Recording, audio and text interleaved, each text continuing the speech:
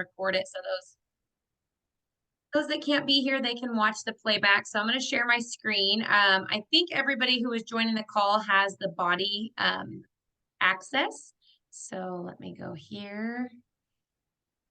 Go to body. So if you go up to body and you just go down to the nutrition, eating plans, click on portion fix basics.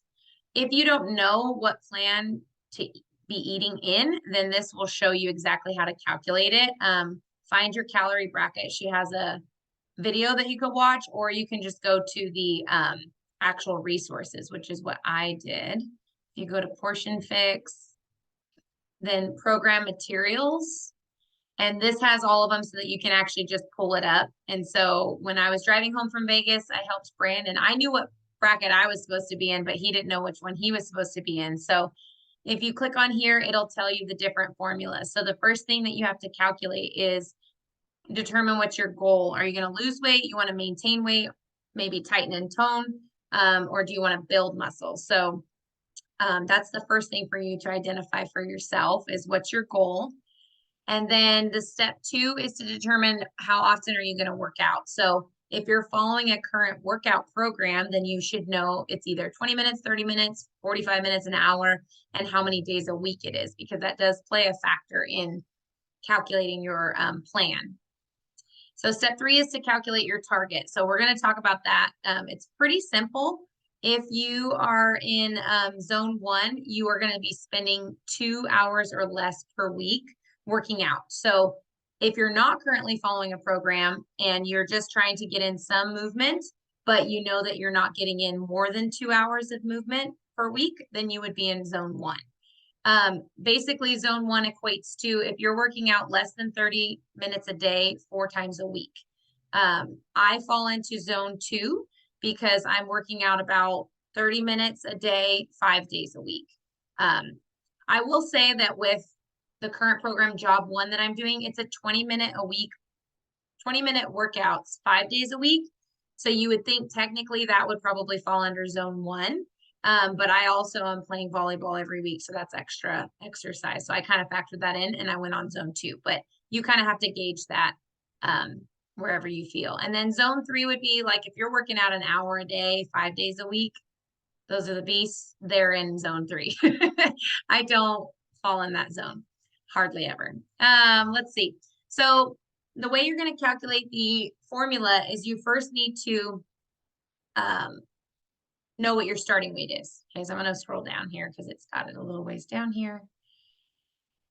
So I'm in zone 2. If you're in zone 1, you would go back up and click on the zone 1, but it says take your current body weight and you're going to multiply it by 11. So when I weighed myself the other day, I was 147 pounds. So I'm going to take that and I'm going to multiply it by 11. And then you'll want to write that down. So if you'll follow along while I'm doing it, that way you can kind of, if you have any questions specifically, then I can help you on your specific one. So after you do your caloric baseline, then you're going to take away, or I'm sorry, you're going to add in either maintenance calories, the $400 or $400. Here I am talking about math because I teach all day long. 400. Okay, so you're going to add in your maintenance calories, which is 400 if you're in zone 2. Now that I'm thinking about it, did I do myself in zone 1? I'm not sure if I did or not. I think I did because I did it on job 1. I don't think I did factor in. Anyways, I'm going to go ahead and do it on zone 2 because many people probably fall in zone 2. So you're going to add those 400 calories, and that's going to be your maintenance calories if you're not wanting to lose weight. If you're wanting to lose weight, then you're going to put you're going to take, actually, you're still going to do that. So I'm going to put plus the 400. So I have a total of 2017. And then you subtract 750, and that's going to be your calorie target. I wish they would have just done minus 350. It seems kind of pointless, but we're going to go ahead and take away negative 350. So 2017 minus 350. Yeah, I must have calculated mine on the other one because when I did it earlier this week, it was like 1,267 calories or something like that, which seemed like a pretty big deficit. But If you're in the zone 3, then there's a different one you'll get to have because you get to eat more calories when you're working out more. So that's why they have a little bit of a different formula. So once you have figured out that, this is pretty much, this PDF file is pretty much done. And then you would go into your portion fix container plans. So once you know what is your in total as far as like the last number after your calculations, you go into the portion fix container plans. And then this is the one that it's going to tell you what plan you're in. So when I calculated it the other day, I was in portion plan A. Now that I'm calculating it and calculating that I do have volleyball, I could technically bump up to plan B because my total came to 1667, which puts me into this range right here. So basically, if I look at them, the only difference is I'm going to get one more yellow carbohydrate, one more fruit, and one more teaspoon. So it's not too much more, but it does help because last night I really wanted to have some potatoes and I was like, I already ate my 2 yellows, so I couldn't. Now that I'm in plan B, I might go ahead and make sure that I'm getting those. So this is how you're going to figure out what plan you're in. So they go all the way up to plan F. And I know that in the other PDF, it said, even if you're in one of the plans by 1 calorie, eat according to that plan. Because I know if you follow a lot of Instagram, like influencers on fitness, I know they'll say like a lot of times people aren't getting results because they're not eating enough. And I will say, I think that's true because whenever I've not eaten enough and I'm working out, sometimes I'm like, I feel like I should be getting more results. But I think it's because our body like wants to hold on to that stored fat. So it will kind of hold on to that as a reserve and then not allow you to let it go. So, Brandy, I just saw your comment. This is in the body access. So I think most of you guys have body on your account. So when you log into your Beachbody On Demand, up at the top, you'll see body. And then if you'll go over to nutrition, you'll go down to the eating plans and it's under portion fix basics. And so that's going to be, you're going to be able to get all of the resources. So, and it has lots of other things in here that you definitely need to look at or could look at. But I'm just going to go over the things that has really helped me. The next thing that I wanted to tap on is the food list. But I'm going to stop sharing my screen because I want to show you guys something. If you download the Beachbody On Demand app on your phone, I like to track on my phone because if you've ever done, I mean, I'm sure you have, if you've ever done MyFitnessPal and logged things on your phone, this is basically the same thing. So if you pull up Beachbody On Demand on your phone, down in the bottom right, there's a little pencil and paper. If you click on it, that's your tracking. And I wish that it would show better. So you might have to follow along. But once you've identified your meal plan on your phone, it actually, let me see if it'll show. Oh, there you go. It'll actually show you the different containers and you can set them. So you can say, okay, I'm in plan A. I get 4 greens, 2 purples, 4 reds, and so forth. And then you can start just clicking on your meals and putting in as you eat, logging in what was what. And then that way you'll be able to kind of see how much do you have left by the end of the day. Now, I will say, Brandon, I kind of scolded him last night because he didn't space out his food. And at the end of the night, he needed to eat so much to get in all his macros. And I was like, that's not ideal because now you're going to force yourself to eat all this stuff just to check off that you ate it. But then you're going to go to bed. And so it's not good to have all of that at nighttime. So I told him, you probably really need to start eating a protein and a vegetable in the morning because he is on a plan where he has to eat 5 vegetables. So that's a lot more than what he's normally eating.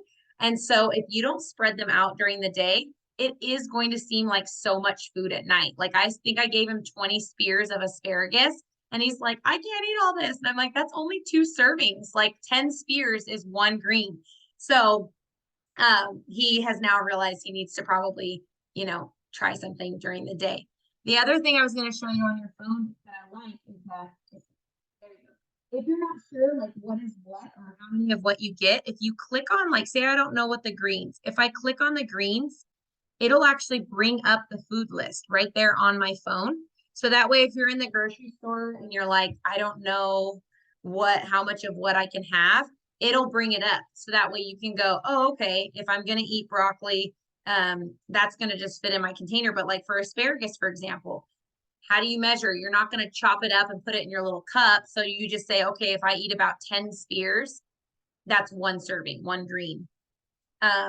If you do the power greens like I do, one scoop counts as a half of a green. So I always thought it counted as a full green, but that's if you take 2 scoops. So you can take 2 scoops of power greens, but you can only do that once a day. It's not like you can take 10 scoops and be like, I ate all my vegetables today. You can only do 2 scoops a day to count as one of your greens. And then, so just look on there and see like what each counts for. Like if you're eating sliced or baby carrots, it says about 10 carrots counts as one of yours. Oh, and the other fun fact that I've learned in doing this over the last 3 years, as they list the foods in order from, gosh, I wish I would like there. They list them in the most healthy at the very top to the least healthy. Not that, like I was telling Brandon that, and he's like, oh, so I shouldn't eat that. And I was like, no, they're all permitted. You can have any of them. It's just that if you really want to get the best bang for your buck and the most nutritional value, the food list items that are listed first, like kale, is the first thing on the greens because it's the healthiest option for greens that's listed in the approved ones. The least would be a pickle. Okay. So it's just that they've listed them in the most healthy to least healthy. Okay. So that's that. If you have questions about any of this, please put it in the chat. Let's see. You can get those on your app or your phone too. Yeah, you can get them on either way, on the app or on your phone, which I like. I like having it on my phone because that's typically where we go when we want a quick answer of like what is what, Even if I'm at home, I feel like I go to my phone more than going to my computer and pulling it up. Okay, so I'm going to go back to sharing my screen because the last thing I'm going to show you guys is what spreadsheet I created. Actually, another coach friend of mine created it. I might have tweaked it a little bit, but I'll share it with any of you guys that want to do this. This is how I meal plan to kind of figure out, okay, rather than doing it always on the fly, I kind of try to plan out my breakfast and my lunches, and then my dinners. I kind of have a rough idea of what we're going to eat. So that way I know how much of what we can have. So this is a spreadsheet that I use when I'm meal planning. It's just a food tracker. It's just a Google sheet.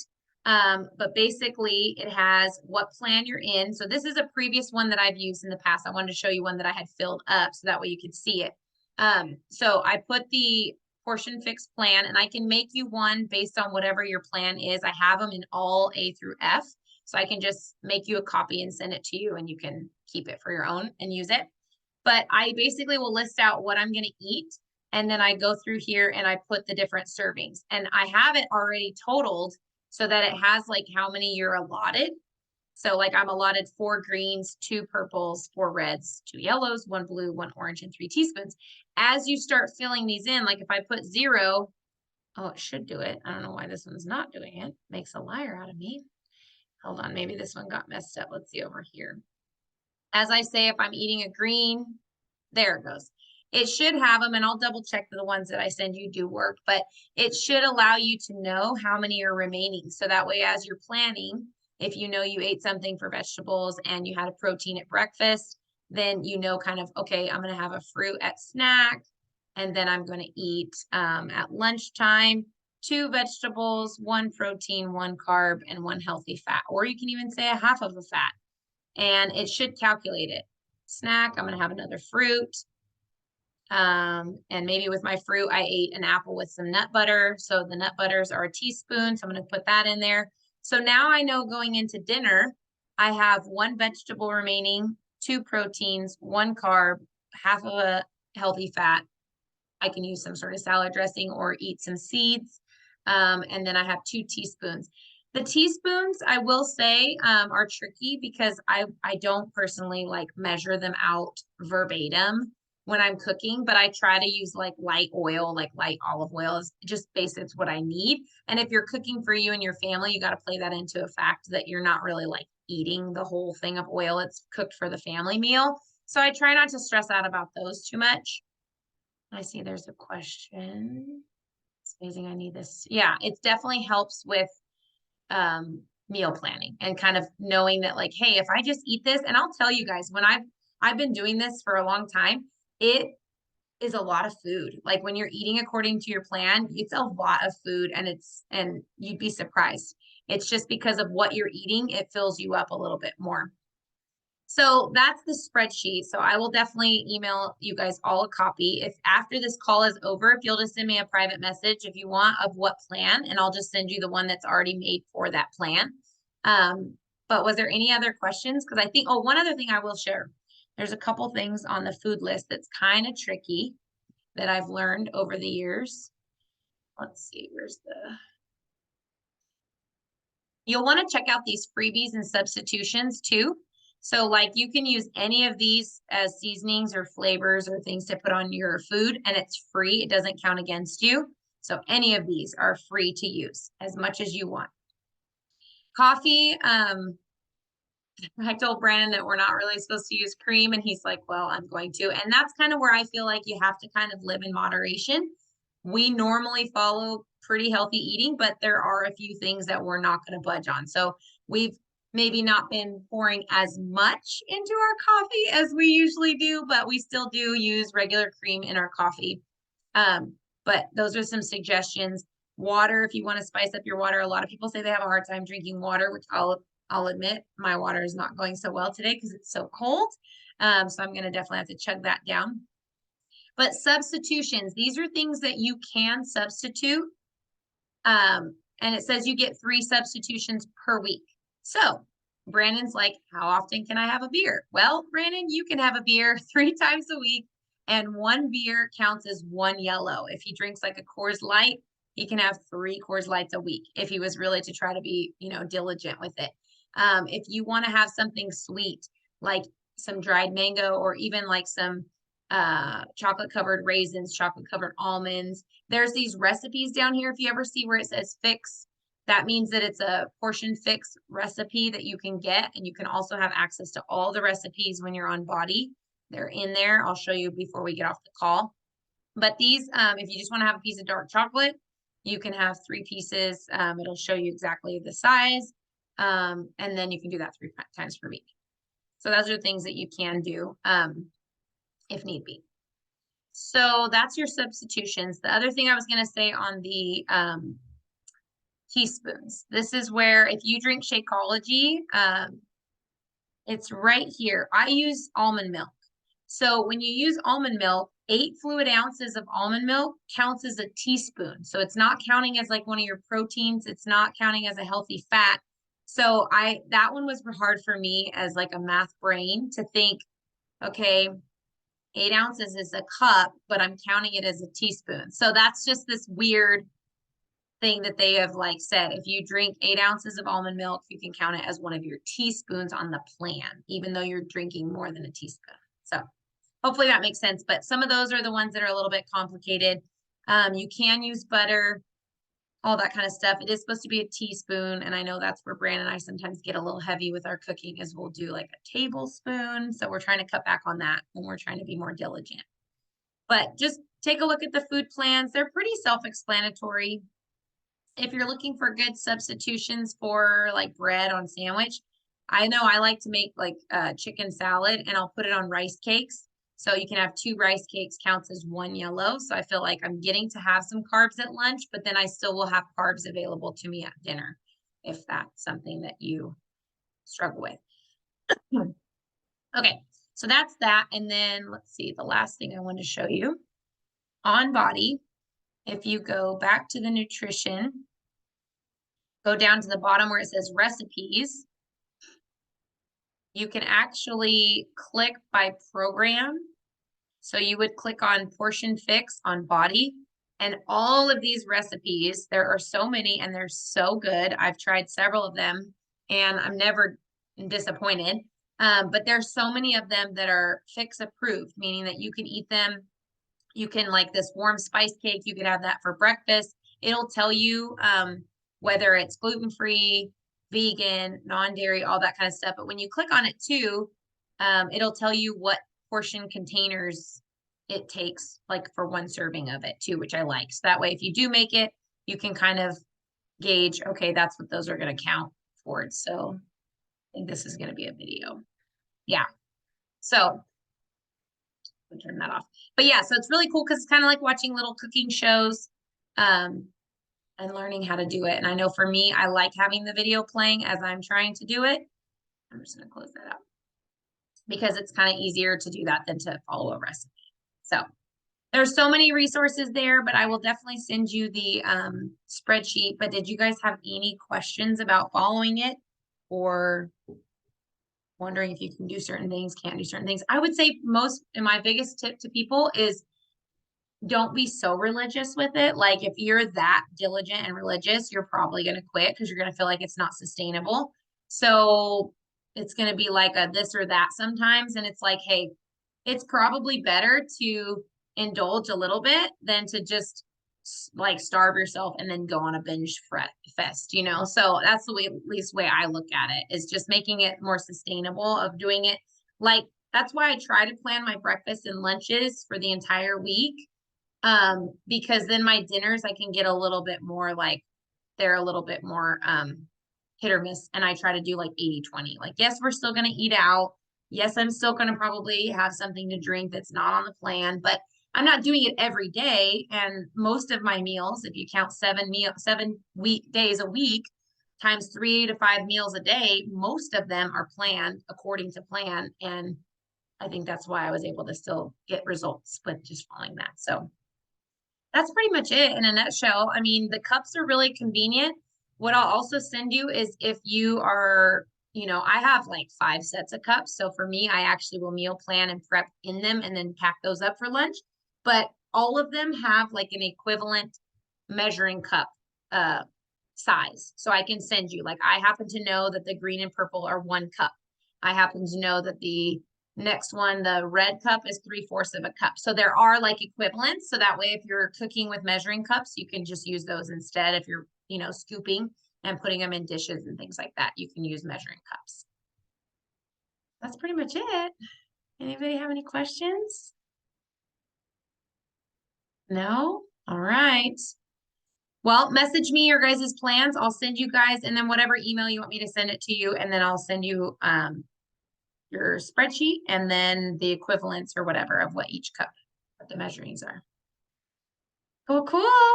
All right. Well, thanks for joining me. I don't want to take up too much of your time. Bye, guys. See ya. Thanks.